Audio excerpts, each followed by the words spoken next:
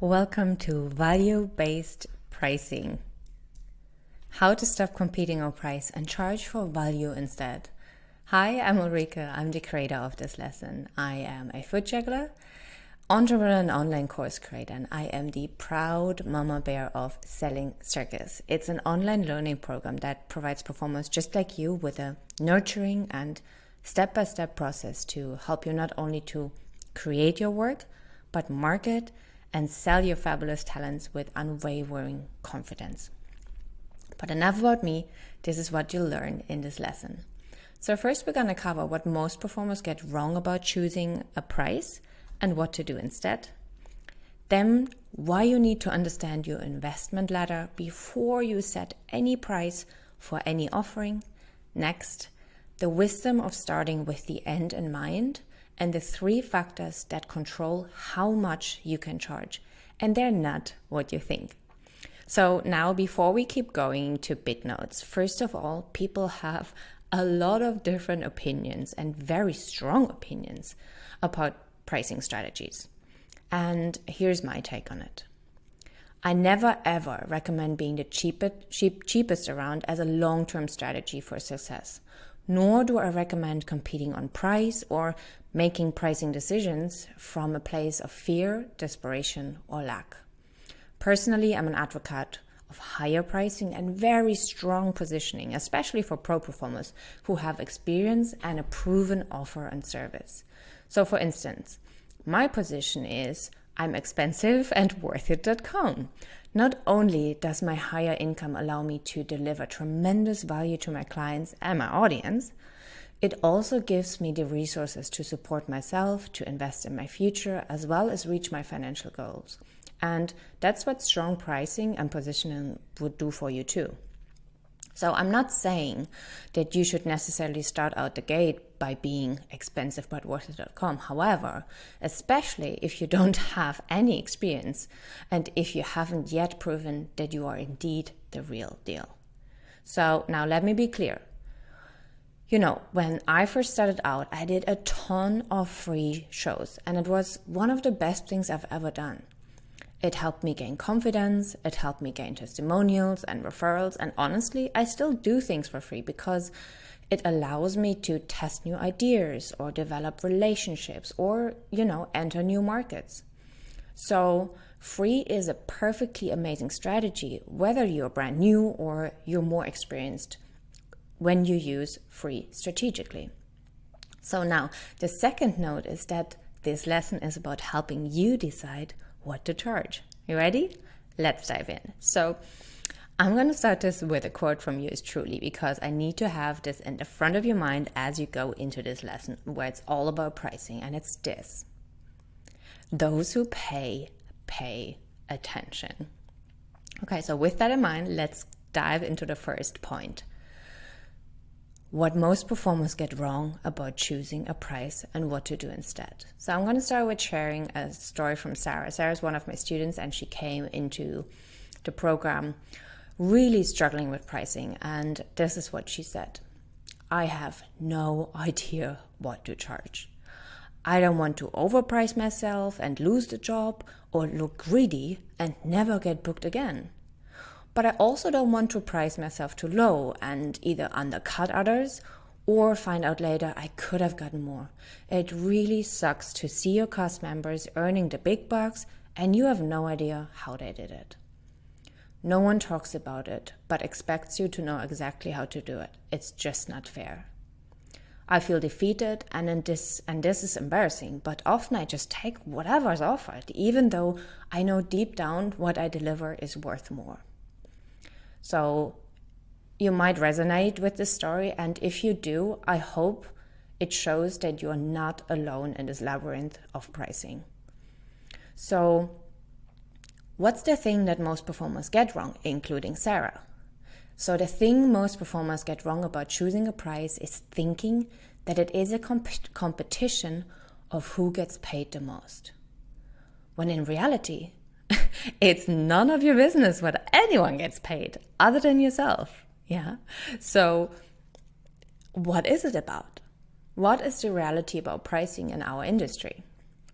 So choosing a price is all about matching the value of your offer and your service with a price that makes sense in terms of money, energy, and time. And do not worry, I'm going to explain all of that. So, which leads us to step number 1 that Sarah probably did, but that's where she stopped. So step number 1 you want to do is you want to determine the upper and lower bar of your market rate. So this is something that you can find out fairly easy with a little bit of research. You kind of want to know inside the specific market that you want to work in, what's the lowest that people get paid and what's the highest you hear people get paid. Yeah, and then you put that a little bit lower and a little bit higher, and that's probably kind of the guesstimate that you can make about your market rate. Yeah, and then the next question is, how do I fit in here? Where does my offer sit from the lowest to the highest? Yeah, so you have probably also done this the first step many times. Same Sarah did. She did the first step. The only thing is she didn't finish the task. So let's finish the task.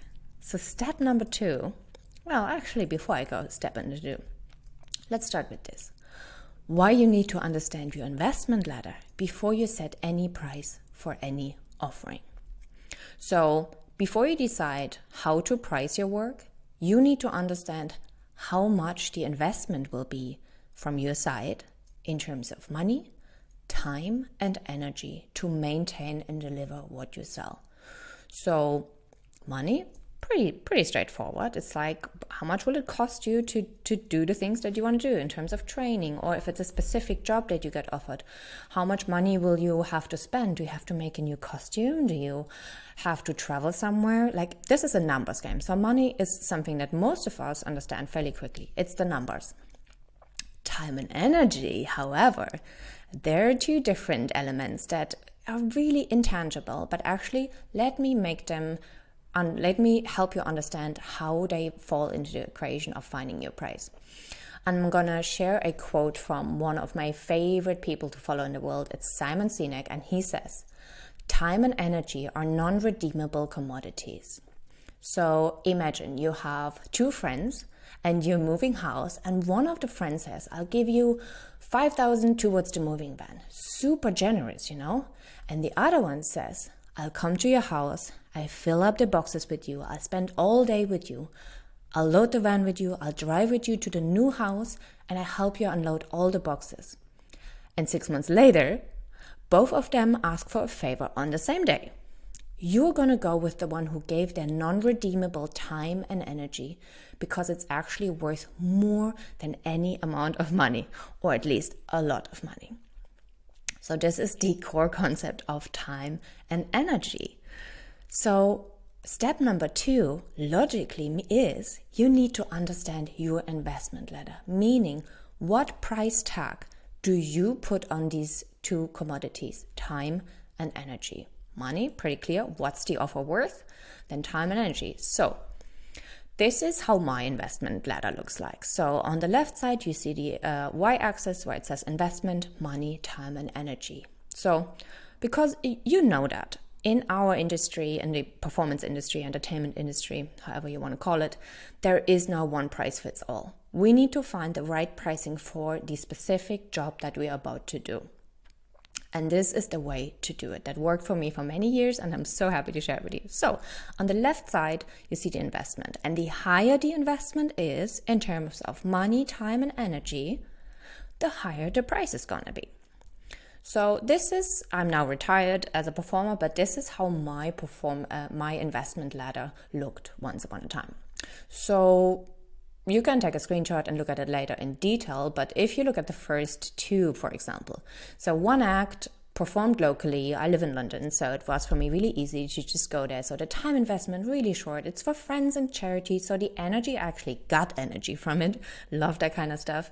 So I was able to make the price pretty low because as I have in my price tag on this was, I want to do this. It gives me energy. It makes me feel good. I have a little time investment. All I have, the money investment is something that I want them to cover. That's how I came up with that price. Second one act, the day fee for a long-term contract. So here's interesting. For example, I can save a lot of money.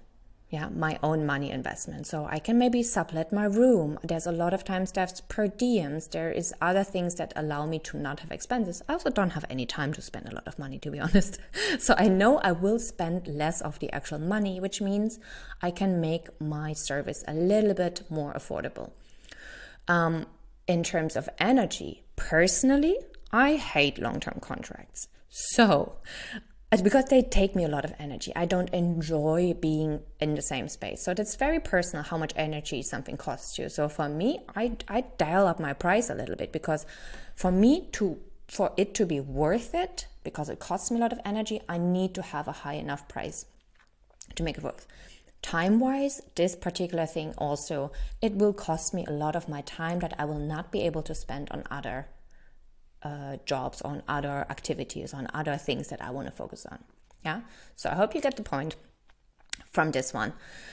Now, once you have understood your investment ladder, next point is the wisdom of starting with the end in mind and the 3 factors that control how much you can charge, and they're not what you think.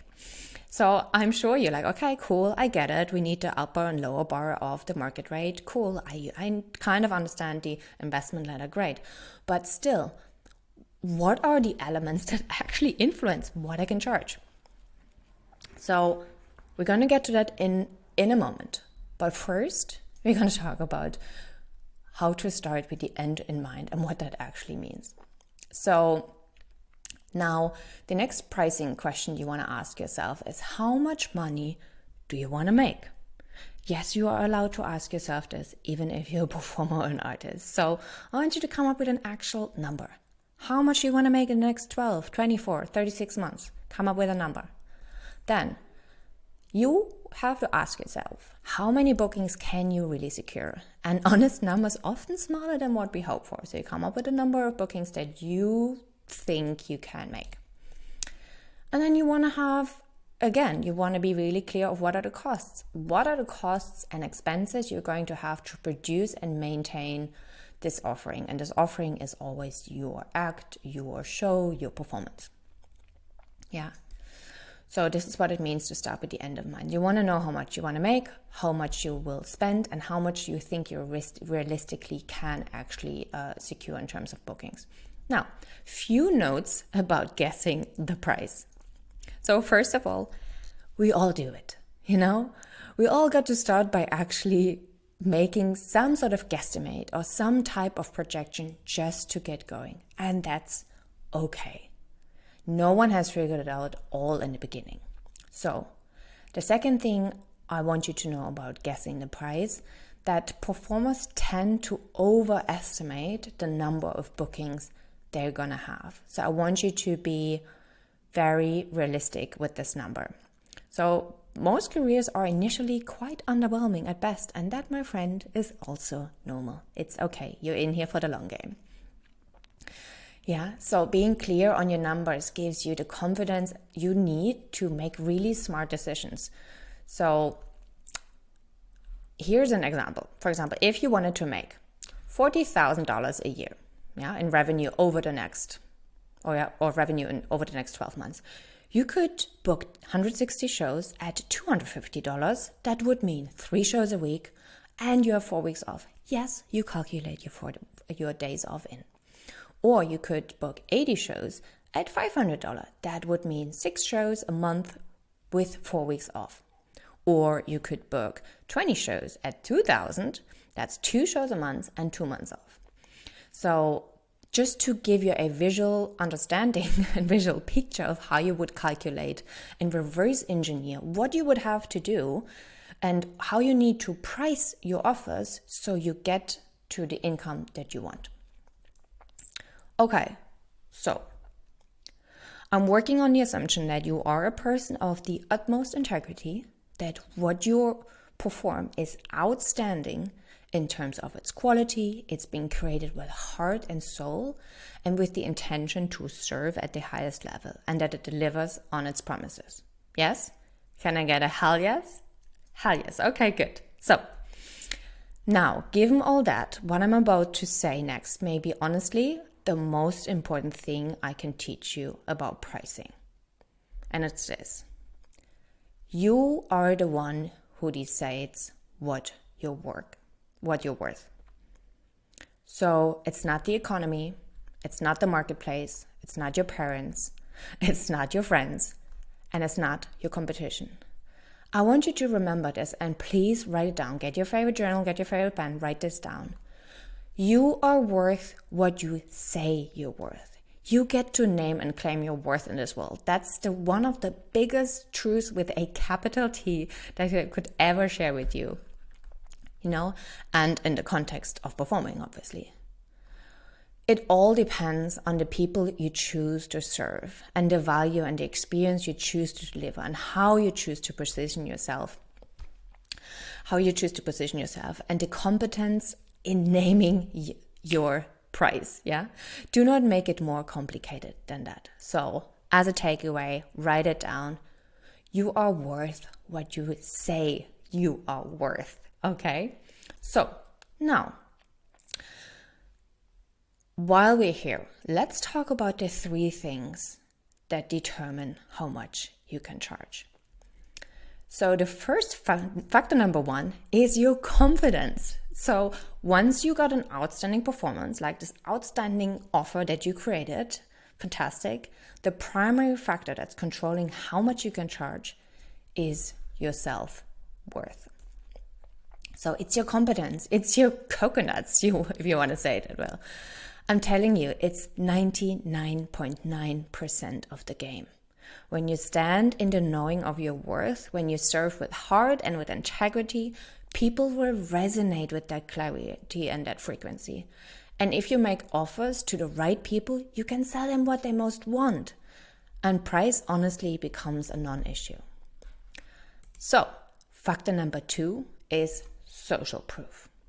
So this is probably one of the most important factors of all. So social proof is something that every performer should always be striving to build more of. So I want you to ask yourself right now, do you have videos, testimonials, pictures, awards, or prizes? Do you have stacks and stacks of success stories and happy customer reviews to show to new potential clients?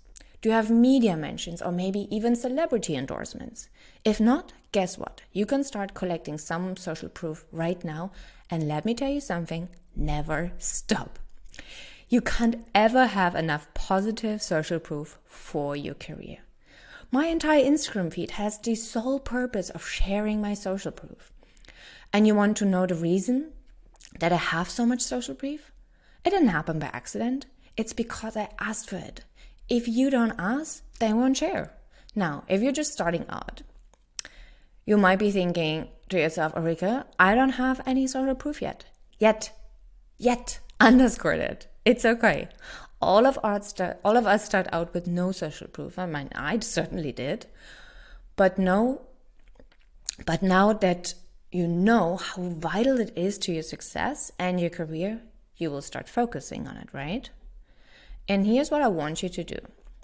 I want you to capture and screenshot and screen record any and all kudos that people send you, whether it's via email, text, or even on social media. I literally screenshot stuff on my phone all the time. No matter how you do it, I need you to start building this asset library of social proof and use it consistently in all of your marketing. Okay, now, factor number 3 is positioning. So how are you positioning what you offer? In other words, did you decide on a niche yet? And if you don't know what I'm talking about, you need to go back to the previous lesson where I talk all about niching down. So it's about how specific it is what you do, what you offer. Yeah? Are you trying to be mainstream and vanilla and sell it to everyone? Remember, the more generic and general your performance is, the less value it's perceived to have. And you might not like this, but it's true. Is this making sense to you? Yeah. So I have a little story when it comes to positioning that really wrote this point home to me and also to my students. So A marketing professor asked his students, if you were going to open a cupcake stand and you could only have one advantage over your competition, which would it be? Location, quality, low prices, best taste. The students kept going until eventually they had run out of answers. They looked at each other, waiting for the professor to speak, and the room finally fell quiet.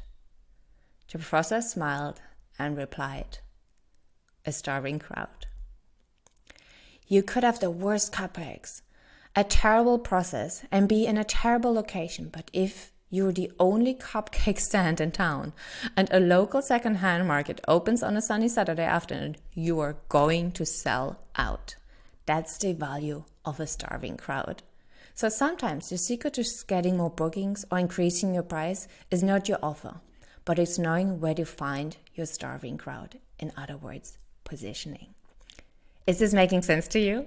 I hope, once again, that the best part about each of these three factors is that they are all within your control.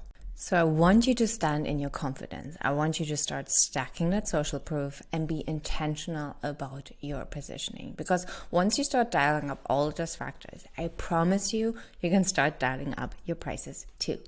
And this leads us to step number 3, which boosts your confidence, social proof, and positioning. To wrap this up, let's have a quick recap of what you've learned in this lesson. So first, we covered what most performers get wrong about choosing a price, and it's competing on price instead of value. Then why you need to understand your value ladder before you set any price for any offering. And last, the wisdom of starting with the end in mind and the 3 factors that control how much you can charge are confidence, social proof, and positioning. So your next steps are, you want to research your market rates, upper and lower bar. Then you want to create your own investment ladder. Then you want to boost your confidence, social proof, and positioning. And lastly, come and say hi. Let's connect on social media. Let's connect over email. I don't care how, but I would love to meet you if you got any value from this. Ask me anything, and I hope that helped you with your pricing strategy. You got this. You got this. See you soon.